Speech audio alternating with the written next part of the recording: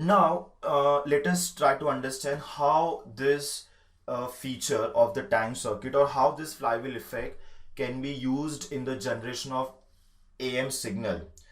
For that, we will quickly recall the definition of DSB-FC. The definition says that the amplitude of the carrier signal should be changed in proportion to the amplitude of modulating signal.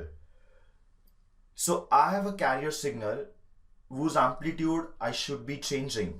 Now, in this case, look at the fourth waveform. The fourth waveform is the output waveform from the tank circuit with the constant amplitude. This is of constant amplitude simply because the current pulses that we are providing in every cycle are also of constant amplitude.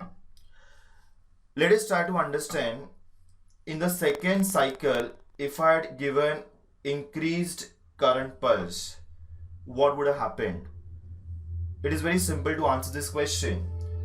The black waveform is the current pulse which contains the energy which would have been lost while going from one cycle to the next cycle. So if you are providing the black current pulse, that means you are compensating for that loss, and hence the next cycle amplitude will be constant. Now if you are giving more energy, in that case, instead of generating constant amplitude, it is very obvious that the cycle amplitude will be increased.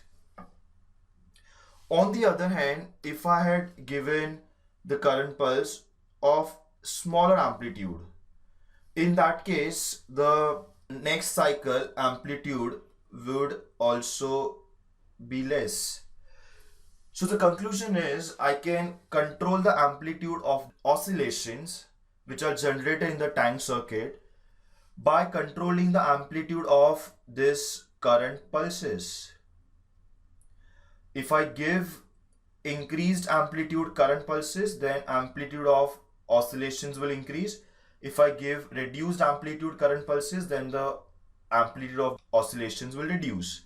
So now, if I'm generating the current pulses from the modulating signal, that means the current pulses will be proportional to the amplitude of modulating signal. And if I apply the current pulses to the tank circuit, in that case, the oscillations that I will generate will be proportional to the current pulses amplitude, as we have just now seen.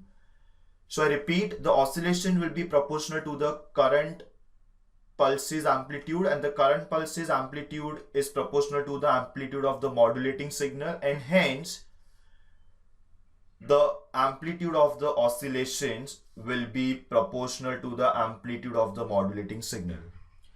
And these oscillations will be nothing but at carrier frequency, and hence I will change the amplitude of the carrier with respect to the amplitude of the modulating signal.